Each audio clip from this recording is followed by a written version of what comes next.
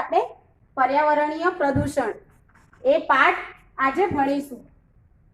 એમાં જે પર્યાવરણીય પ્રદૂષણ, એમાં પર્યાવરણ વિશે તો તમે નામ ત્રીજા ધોરણથી સમજતા આવ્યા, પણ પ્રદૂષણ વિશે આજે આપણે વધુ એમાં ઊંડા ઉતરશું। તો એ પ્રદૂષણ એટલે શું? તો પર્યાવરણના જીવન માટે મહત્વના અંગો હવા, પાણી અને જમીન હાનિકારક પદાર્થોથી દૂષિત થવાની જે ઘટના હોય એને પ્રદૂષણ કહે છે। હવે પ્રદૂષણના કારણે શાનું પ્રદૂષણ? તો પાણીનું પ્રદૂષણ, હવાનું પ્રદૂષણ, ભૂમિનું પ્રદૂષણ અને ધ્વનિ એટલે એમ કે અવાજનું પ્રદૂષણ, એના વિશે આજે આપણે આ પાઠની અંદર ભણીશું। તો જો વિકાસ માનવીનો અધિકાર છે। દરેક વ્યક્તિ જન્મે ત્યારથી માંડી અને વિકાસની હરણફાળ કરે છે। દરેકને પોતાની રીતે ડેવલપ થવું ગમે છે, એટલે જ્યાં અને જેમાં વિકાસ દેખાય તેને વિકસાવવા એ પોતે દોડે છે, એનો અધિકાર છે। ઔદ્યોગિક ક્રાંતિ પછી વિજ્ઞાનની શોધો થવાથી યંત્ર વિજ્ઞાને વિકાસની મોટી તકો ખોલી આપી છે। આ વિકાસથી માનવ જીવનમાં આમૂલ પરિવર્તન આવ્યા છે। સર્જનાત્મકતાને યંત્ર વિજ્ઞાને એવો વળાંક આપ્યો કે ઉત્પાદનનું સરળીકરણ થવા લાગ્યું। વીજળી, રેલવે, ટેલિફોન, વાહનો, ઉદ્યોગો, ઇલેક્ટ્રોનિક્સ માધ્યમો વિકસવા લાગ્યા। એ મોટી મહત્વની એમ કે ઘટનાઓ બની ઔદ્યોગિક ક્રાંતિના કારણે। હવે જો પહેલા એમ કે સ્ત્રીઓને એમ કે કપડાં ધોવા હોય તો એમ કે 2-3 કલાક લાગતા, પરંતુ અત્યારે જો એમ કે કપડાં ધોવા હોય તો ખાલી મશીનની અંદર કપડાં ધોવાનું મશીન હોય એમાં નાખી દો તો એમને 2 કલાક બચી શકે। એ 2 કલાક એ બીજી કોઈ કામમાં રોકી શકે। એવી જ રીતે એમ કે પાણી ઉપરના માળે ચડાવવું હોય કે ક્યાંક કુવેથી ભરવા જવું પડતું હતું, પરંતુ અત્યારે મોટરની સગવડથી પાણી એમ કે ઘરે બેઠા એમ કે આવે છે। આવી એમ કે રેલવેની સુવિધા, એક ગામથી બીજા ગામ જવું હોય તો પહેલા એમ કે ચાલીને જવું પડતું હતું અથવા બળદગાડાનો ઉપયોગ થતો, પરંતુ અત્યારે રેલવે છે, મોટર વ્હીકલ, એ બધાના કારણે માનવ જીવન એકદમ સરળ બન્યું છે। પણ સાથે સાથે એ વસ્તુઓનો ઉપયોગના કારણે પ્રદૂષણને અસર થઈ છે। કુદરતી સ્ત્રોતોના અમર્યાદિત ઉપયોગથી પાણી, હવા અને વનસ્પતિમાં અશુદ્ધિ પેદા થઈ છે અને પ્રદૂષણ ફેલાયું છે। તેની માત્ર એટલી છે કે વિકાસને સ્પર્શવાની સાથે પર્યાવરણને પ્રદૂષિત કરી મૂકે એમ છે। આ બેઉના સંદર્ભો જોવાનો, સમજવાનો પ્રયાસ કરવો અનિવાર્ય છે। આજે ભૂમિ, પાણી, હવા, ધ્વનિ અને અવકાશીય પ્રદૂષણો ખૂબ વધી ગયા છે। તેની ઘણી વિપરીત અસરો માનવ જીવન અને પર્યાવરણ પર થવા લાગી છે। ઉદ્યોગો આવવાથી પર્યાવરણને અસર કરતા અનેક પ્રકારના પ્રદૂષણો વધ્યા છે, જેમાં હવા, પાણી અને ભૂમિનું પ્રદૂષણ મુખ્ય ગણાય છે। આ પ્રદૂષણનું નિવારણ કરવું જ પડે। આ ત્રણેય આપણે એમ કે જીવનને ટકાવવા માટે હંમેશા શુદ્ધ હોવા જોઈએ। એમાં સૌથી મહત્વનું છે પાણી। જો તમને એવું કહેવામાં આવે કે ભગવાન કોણ, પણ જો તમને 2 દિવસ સુધી પાણી નહીં આપે ને તો તમે પાણી જ ભગવાન તમને લાગશે, કેમ કે પાણી એ જીવન જીવવા માટે સૌથી મહત્વની જરૂરિયાત છે। હવે ઉદ્યોગોને પાણી જોઈએ, પ્રક્રિયામાં માલ બનાવવા અને અન્ય હેતુઓ માટે પાણી અસ્વસ્થ થઈ જાય એટલે તેને નકામું ગણી નદી, નાળા કે ખુલ્લી જગ્યા ઉપર છોડી દેવામાં આવે છે। હવે નદીની અંદર જે ઉદ્યોગોનું પાણી જાય એના કારણે નદીનું પાણી શું થાય? ગંદુ થાય। તળાવમાં જાય તો એ તળાવનું પાણી ગંદુ થાય, અને ખુલ્લી જમીન હોય ત્યાં આગળ એ પાણી છોડવામાં આવે તો એ પાણી એમ કે જમીનને એમ કે ગંદી કરે છે। આ કેમિકલ યુક્ત ગંદુ પાણી નદીના પાણીને પ્રદૂષિત કરે છે। ઉદ્યોગોને કારણે છોડાયેલું પાણી નદીના જળ પ્રવાહને પ્રદૂષિત કરી નાખે છે। વળી જમીન પર ખુલ્લામાં છોડી દેવાયેલું પાણી જમીનમાં ઉતરે છે। આ પાણી ભૂમિગત જળને પણ પ્રદૂષિત કરે છે। તમે ઘણી જગ્યાએ કૂવાઓ હોય કે બોરવેલ, બોરથી એમ કે પાણી આવતું હોય, પણ એ પાણી એમ કે ભૂગર્ભમાં રહેલું હોય, જો એ જ પાણી પ્રદૂષિત થઈ જાય તો પછી આપણને શુદ્ધ પાણી મળી શકે નહીં। માટે ભૂમિનું પ્રદૂષણ અટકાવવા માટે પાણીનું પ્રદૂષણ પણ અટકાવવું જોઈએ। આજે શહેરીકરણ ખૂબ મોટા પાયે થયેલું છે। શહેરની ગટરના પાણી પણ નદીઓ અને તળાવોમાં છોડી દેવામાં આવે છે, જે પાણીના પ્રદૂષણની મોટી સમસ્યા ઊભી કરે છે। આજે ઔદ્યોગિકરણથી વરસાદના પાણી પણ પ્રદૂષિત બન્યા છે। ઉદ્યોગોનો ધુમાડો ગંધ વરસતા પાણી સાથે ભળે છે અને પાણીને પ્રદૂષિત કરે છે। ઉદ્યોગો અને કારખાનામાં વપરાયેલું ગંદુ પાણી નદી, નાળા અને જમીન પર છોડી મૂકવામાં આવે છે ત્યારે જળચર પ્રાણીઓ નાશ પામે છે। માછલીઓ મરી જવાના કિસ્સા આપણે ઘણા જોયા છે। જે ઉદ્યોગો સમુદ્ર કિનારે અથવા તો એમ કે જ્યાં નદીઓ હોય, જે જગ્યાએ એમ કે માછલી ઉછેર કેન્દ્ર હોય ત્યાં આગળ ઉદ્યોગો સ્થાપેલા હોય, એનું પાણી જો એ નદીની અંદર કે સમુદ્ર નજીક ભળતું હોય તો ત્યાં આગળ જે માછલીઓ હોય એ માછલીઓ એ પાણી પીતી હોય એના કારણે માછલીઓ મૃત્યુ પામે છે. અને જો કોઈ માછલી એમ કે માનવ એમ કે પોતાના ખોરાક તરીકે એ માછલીઓનો ઉપયોગ કરે તો માનવને પણ જુદા જુદા રોગો થઈ શકે છે. તેલંગાણાથી સમુદ્રનું પાણી પ્રદૂષિત થાય છે. જળ પ્રદૂષણથી કોલેરા, કમળો અને ઝાડા ઉલટી જેવા રોગો ફેલાય છે. જો ગંદુ પાણી પીવામાં આવે તો કોલેરા, કમળો અને ઝાડા ઉલટી જેવા રોગો વ્યક્તિને થાય છે. કદાચ એટલે આજે આપણે ત્યાં મુસાફરીમાં, ઓફિસ કે શાળામાં જતા બાળકોએ પાણીની બોટલ રાખવી પડે છે. આપણે તમે લોકો સ્કૂલે આવો ત્યારે તમારી મમ્મી આપે છે કે પાણીની બોટલ શાના માટે? કે શુદ્ધ પાણી પી શકે એટલા માટે.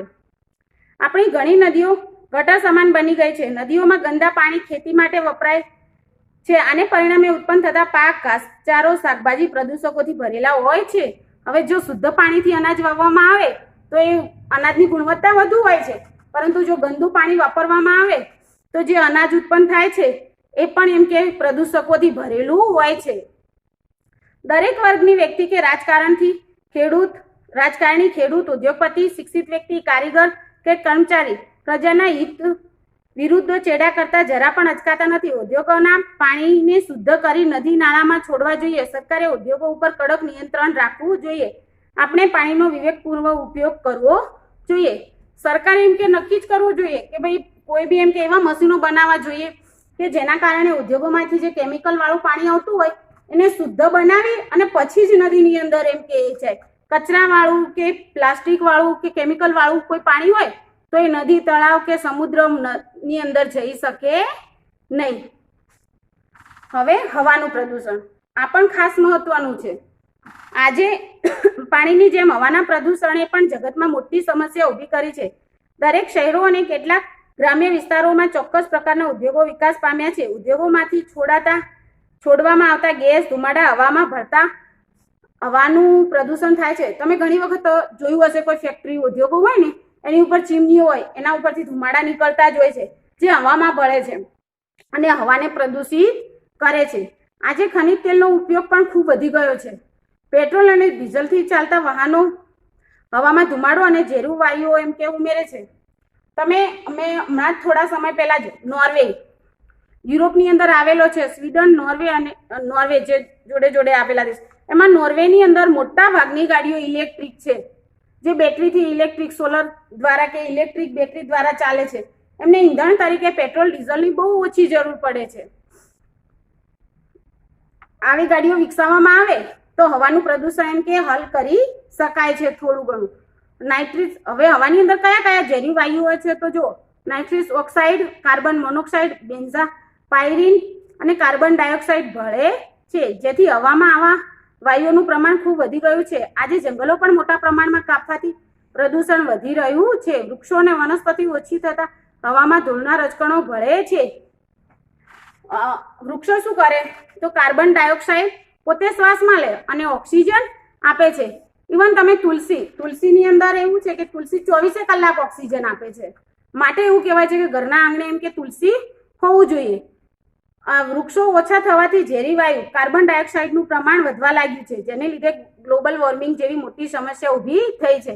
ગ્લોબલ વોર્મિંગના કારણે જે હિમખંડો છે એમાં મોટી શિલાઓ છે, બરફની શિલાઓ એ ઓગળવા માંડી છે, જેના કારણે સમુદ્રની નજીક જે શહેરો મોટા આવેલા છે એ ઘણા શહેરો 50 વર્ષ પછી એમ કે ડૂબી જવાની શક્યતા છે એ શહેરોની. એટલા માટે એમ કે આ ઓછું કરવા માટે હંમેશા એમ કે વૃક્ષ વાવવાનું એમ કે પ્રોગ્રામ ગોઠવવામાં આવે છે, વૃક્ષારોપણના. હવાના પ્રદૂષણથી ફેફસાની બીમારી, દમ, આફણ જેવા રોગો થાય છે. હવામાં ઉડતા ધૂળના રજકણોથી શરદી, ઉધરસ, ખાંસી જેવા રોગો થાય છે. વધુ પડતા પ્રદૂષણથી ગુંગળાઈને ઘણા પ્રાણીઓના મૃત્યુ પણ થાય છે. હવાના પ્રદૂષણથી ગરમી વધી રહી છે. કેટલીક વાર આવા વાયુઓ વરસાદ સાથે ભળતા એસિડનો વરસાદ થાય છે, જે વનસ્પતિ અને પ્રાણીઓને ખૂબ મોટું નુકસાન કરે છે. હવાનું પ્રદૂષણ અટકાવવા ઉદ્યોગો માટે કેટલાક નિયમો બનાવી તેનો ચુસ્તપણે અમલ કરવો જોઈએ. યોગ્ય પ્રમાણમાં ધુમાડા કે ઝેરી ગેસ ફિલ્ટર થાય તેવા સાધનો વિકસાવવા જોઈએ. જે ઝેરી ધુમાડા નીકળતા હોય ઉદ્યોગોમાંથી એ ધુમાડાને એમ કે ફિલ્ટર થઈ અને પછી નીકળે, જેમાંથી એમ કે ઝેરી તત્વો હોય એનો નાશ થઈ જાય. એ રીતના સાધનો એમ કે ઉદ્યોગોએ વિકસાવવા જોઈએ. પર્યાવરણ જાગૃતિના અભિયાનો ચલાવવા જોઈએ. થોડા સમય વર્ષો પહેલા એમ કે તાજમહેલ હતો એનો કલર આખો બદલાઈ ગયો, જે વ્હાઈટ હતો એની જગ્યાએ એમ કે આછો પીળો કલર જેવો થવા માંડ્યો. ત્યાં આગળ ચાલતી એક બે સંસ્થાઓ હતી, એમણે કીધું કે આ આજુબાજુના ઉદ્યોગોના કારણે એમ કે તાજમહેલને અસર થઈ રહી છે આગ્રાની અંદર. તો એમણે ત્યાં આગળ ચાલતા એમ કે કેટલાક ઉદ્યોગો બંધ કરાયા અને બીજે એમ કે સ્થાપવા માટે સરકારને એમ કહ્યું કે આમને જમીન આપો કે જે હોય તે કર્યું. એના કારણે હવે તાજમહેલની અંદર સુધારો આવ્યો. કસૂરવાર ઉદ્યોગોને સરકારે કડક થઈ બંધ કરાવવા સુધીનો દંડ કરવો જોઈએ. પેટ્રોલ ડીઝલનો જરૂર પૂરતો જ ઉપયોગ કરવો જોઈએ. જરૂરિયાત વગર ઉપયોગ, ચલો ભાઈ આ ચાલ્યા લોંગ ડ્રાઈવના એવા ખોટી રીતે એમ કે ઉપયોગ કરવો જોઈએ નહીં. પ્રદૂષણ મુક્ત એવા સીએનજી અને પીએનજી નો ઉપયોગ કરવો જોઈએ. વાહનોમાં પીયુસી ના કડક અમલ કરાવવો જોઈએ. સૌથી મહત્વનું પાણીનું પ્રદૂષણ, પાણી પછી હવાનું પ્રદૂષણ. કેમ કે માણસને જીવવા માટે હવા પાણી સૌથી પ્રથમ જરૂરિયાત છે. પછી આવે છે ભૂમિનું પ્રદૂષણ. તો ભૂમિનું પ્રદૂષણ સહેલાઈથી નજરે પડે તેમ નથી. હવે જો હવા થોડી કેમ કે પેલી ના હોય તો પ્રદૂષણ દેખાઈ આવે હવાની અંદર. તમે એમ કે જોજો ધુમાડો હોય કે જે હોય હવામાં દેખાઈ આવે. પાણી હોય તો પાણી ગંદુ હોય તો ખબર પડી જાય. પણ ભૂમિનું, જમીનની અંદર જે પ્રદૂષણ હોય આપણને ઝડપથી દેખાતું નથી.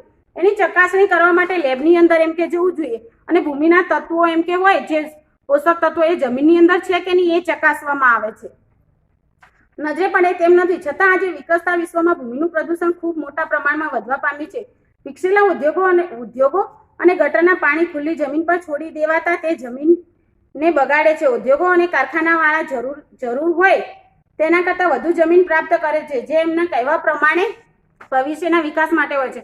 હવે ઉદ્યોગોવાળા શું કે સરકાર પાસે એમ કે જમીન લે એમ કે અથવા તો કોઈ વ્યક્તિ જોડેથી અને એમ કે ભવિષ્યમાં અમારે એમ કે ઉદ્યોગ વિકસશે એટલા માટે અમારે વધારે જમીનની જરૂર છે અને એ જમીન એમની એમ હોય છે. હવે એ જમીન ખેતી લાયક જમીન હોવા છતાં ઉદ્યોગમાં રોકાઈ ગઈ હોય છે.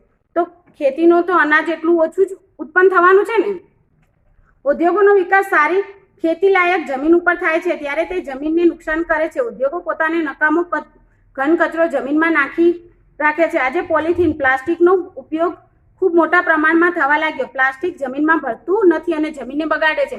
પ્લાસ્ટિકની અંદર બાયોસ્પિનોલિન નામનું ઝેરી રસાયણ આવે છે જે જમીનને નષ્ટ થતું જ નથી. એ વર્ષો સુધી પ્લાસ્ટિકમાં રહે અને જે જગ્યાએ પ્લાસ્ટિક જમીનમાં દાટવામાં આવે છે એ આજુબાજુની જગ્યા હોય એની ફળદ્રુપતા એકદમ બગાડી નાખે છે, નષ્ટ કરે છે.